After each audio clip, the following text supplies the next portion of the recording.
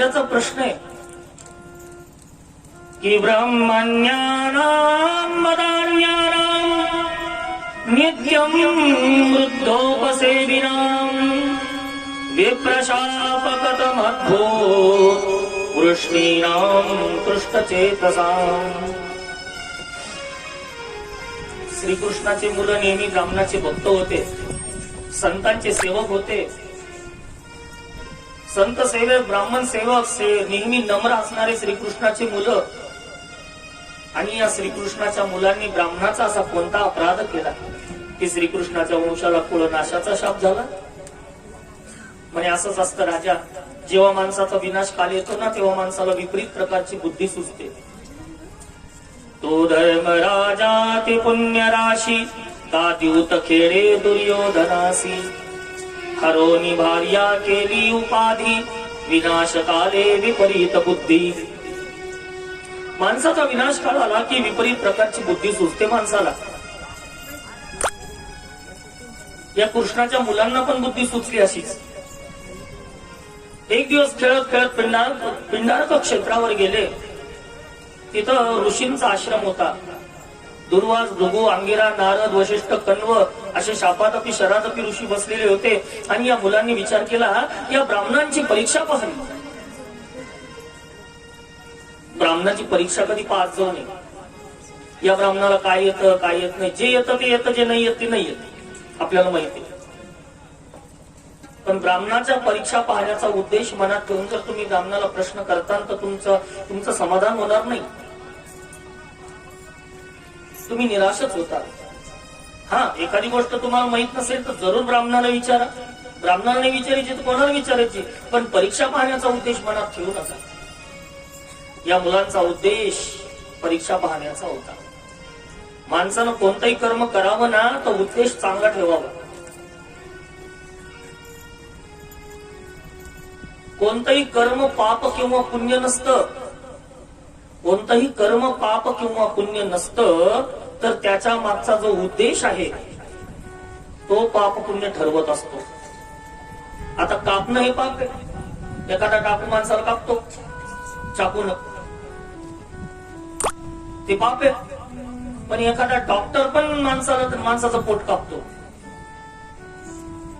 Operation करण्याकरता नाही का पोट कापावं लागतं.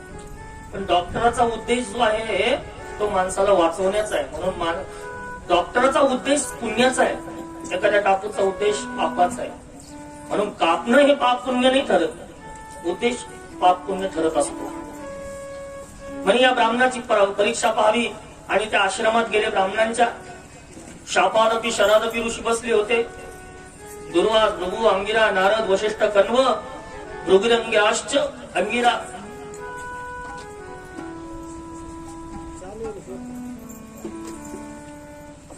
भगवंताच्या 2 नंबरची राणी, जिचं नाव आहे जांबवती, काल पाहिली ना आपण. तिचा मुलगा आहे सांब. आणि ते वेशयित्वा श्री वेशई सांबो जांबवती सुता.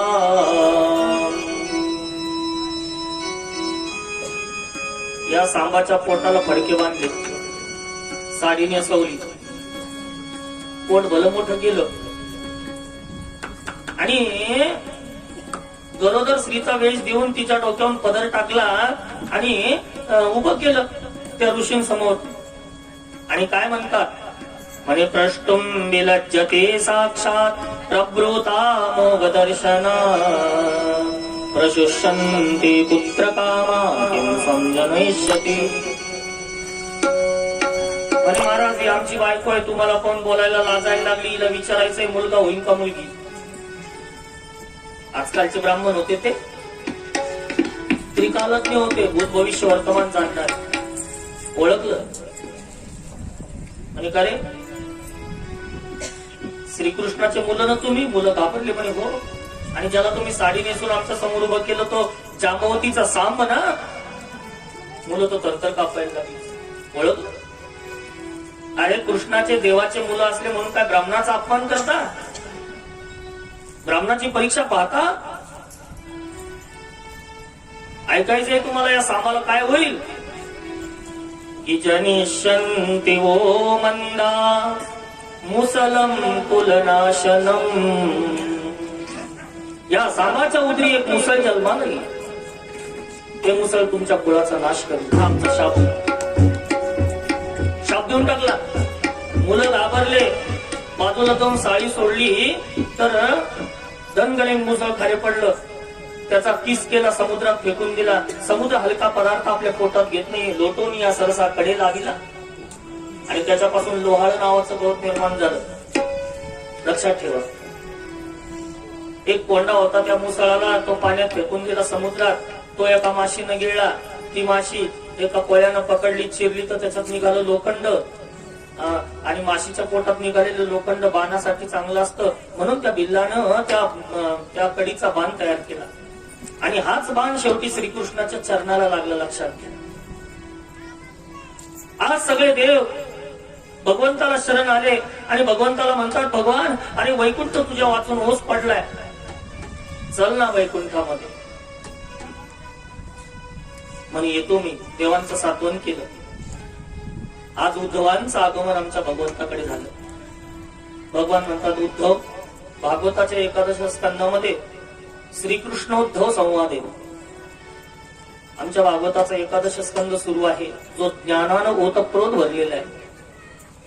पैठणच्या नाथबाबांनी तर याच्यावर एकादश स्कंदावर टीका केली आणि एकनाथी भागवत तयार झालं.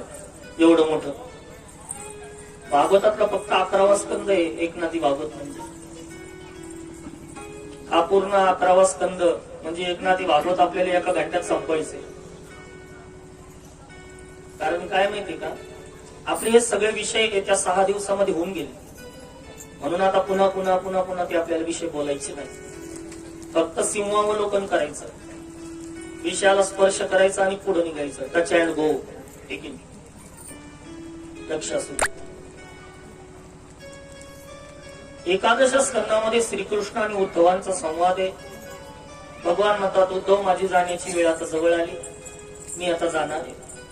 भगवान जाणार आहे हे जेव्हा ऐकलं उद्धवांनी, उद्धवांच्या डोळ्यामध्ये खळखळ खळखळ खळखळ अश्रुधारा आल्या.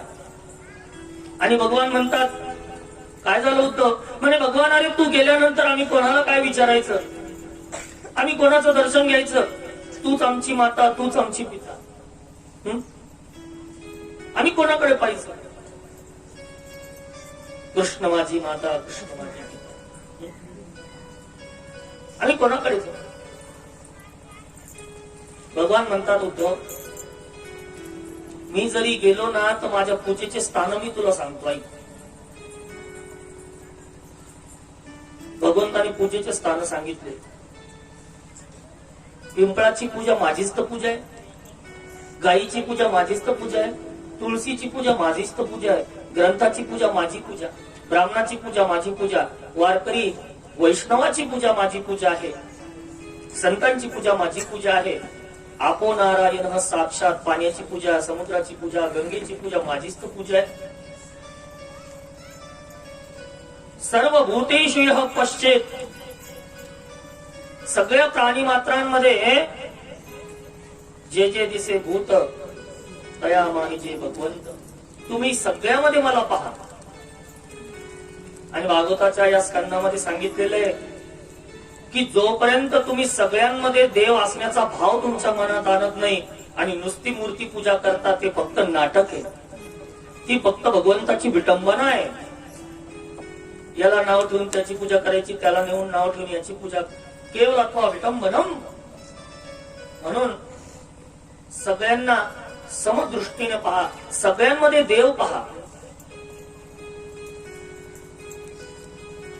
एकामध्ये शत्रुभाव, एकामध्ये मित्रभाव असा भाव ठेवू नका. सगळ्यांमध्ये समभाव ठेवा. अशी जर तुम्ही भक्ती करताल तर तीच भगवंताची पूजा आहे, नाही तर मग फक्त विटंबना आहे. दुसऱ्याला नाव ठेवून घरामध्ये मूर्तीची पूजा करणं म्हणजे मूर्तीची विटंबना आहे, असं भागवतात सांगितलेलं आहे.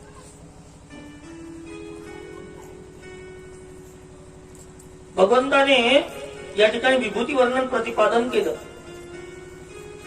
देवांमध्ये इंद्र माझी विभूती आहे, गुरूंमध्ये बृहस्पती, हत्तींमध्ये ऐरावत, घोड्यांमध्ये उच्चैश्रवा, अप्सरांमध्ये रंभा, स्त्रियांमध्ये शतरूपा, पुरुषांमध्ये स्वयंभू मनो, वेदामध्ये सामवेद, यक्षांमध्ये कुबेर, दैत्यांमध्ये प्रल्हाद, पर्वतांमध्ये मेरू, जलाशयांमध्ये समुद्र, तेजदरांमध्ये सूर्य, सर्पामध्ये वासुकी, रुद्रामध्ये शंकर, वृक्षांमध्ये पिंपळ आणि मासानां मार्गशीर्षोऽहं ऋतूनां कुसुमाकरा. मासांमध्ये मार्गशीर्ष मास माझी विभूती आहे. हिंसक प्राण्यांमध्ये सिंह, इंद्रियांमध्ये मन, जातीमध्ये ब्राह्मण, कीर्तन करणाऱ्यांमध्ये नारद, प्रजेमध्ये राजा, भक्तीमध्ये पितृभक्ती, कीर्तनामध्ये हरिकीर्तन, धान्यांमध्ये गहू, अप्सरांमध्ये पूर्वचित्ती, धान्यांमध्ये गहू आणि दुनियाचे जेवढे धातू आहे त्याच्यामध्ये सोनं माझी विभूती आहे. म्हणजे ज्या गोष्टीमध्ये जे श्रेष्ठ आहे ती भगवंताची विभूती आहे असं विभूती वर्णन या ठिकाणी सांगितलं. आणि हे सांगत असताना भगवंताला त्यांचे पूर्वज यदू महाराज आणि अवधूतांचा संवाद आठवला. म्हणतात उद्धव, आमचे जे पूर्वज होते यदू महाराज एकदा चिंताक्रांत बसले होते. नग्न दिगंबर अवधूतांची स्वारी येताना दिसली. तर अवधूत दत्तात्रयांना अर्घ्य त्यांना घरी आणलं. दिगंबर दिगंबरम वक्त्र विकीर्ण केशम, घरी आणलं दत्तात्रयांना. दत्त भगवंताला अर्घ्यपाद्यादिक पूजन केलं आणि मोठा सुंदर प्रश्न यदू महाराजांनी विचारला प्रभू दत्तात्रयांना. महाराज, आम्ही राजे लोक असूनही आमच्या मनात शांती नाही. तुम्ही सगळ्या गोष्टींचा त्याग केला, एवढंच काय कपडे पण घालत नाही तुम्ही, पण तुमच्या मुखावर जो आनंद आहे, तुमच्या मुखावर जे समाधान आहे, तुमच्या मुखावर जे तेज आहे, हे कुठून आलं? अवधूत दत्तात्रयांच्या वाणीला प्रारंभ झाला. दत्त प्रभू म्हणतात, त्यागात शांती निरंतर. माणसाने त्याग जर केला तर त्यागात शांती असते, भोगात शांती नाही होत. भोगे रोग भयम, भोगात रोगाची भीती आहे. भोग उत्तम रोग.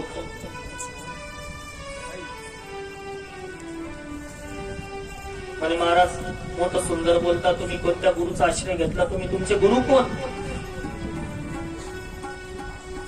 संति मे गुरवो राजन मम मोद्युमुपाश्रिता. माझ्या बुद्धीला पटणाऱ्या, माझं काय गुरु आहे का? अवधूत म्हणतात, माझ्या बुद्धीला पटणाऱ्या 24 गुरूंचा मी या ठिकाणी आश्रय घेतला. 24 गुरु आहेत माझे. जो जयाचा मी घेतला गुण, तो म्या केला गुरु जान. गुरुसी आले अवेरपण, भिन्न भाव कोठे दिसेना. ज्याचा जो मी गुण घेतला तो गुरु केला, मला ज्याच्यात गुण दिसला तो. बरं, गुरु एक करावा असं काही आहे का? हा, कानात जो कान फुकतो, तो मंत्र देतो, तो एकच असावा. पण शिक्षा गुरु जे आहेत, शिक्षा गुरु तुम्ही किती पण करू शकता.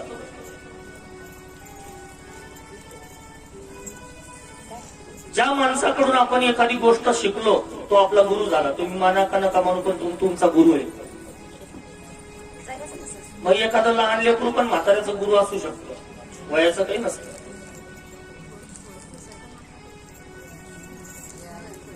विषादपि अमृतम ग्राह्य बालादपि सुभाषितम. विषात पडलेलं अमृतही घ्या, लहान लेकराकडून गुण घ्या. एखादा घाण माणूस असेल पण त्याच्यात एखादा गुण असेल, एखादा दुर्गुणी माणूस असेल पण त्याच्यात एखादा गुण असेल तर घ्यायला काय हरकत आहे हो? वाईट माणसाकडून पण चांगलं शिकव. पण आमची नजर अशी महाराज की बस आम्हाला अवगुणच दिसतात, कोणात गुण दिसतो का? गुण ग्राहक वृत्ती असली पाहिजे. काय हरकत घ्यायला? असं नाही समजणार तुम्हाला. सोन्याची अंगठी गटारात पडली, आता काय करायचं? काय करायचं? काय करता तुम्ही? फेकून देतात?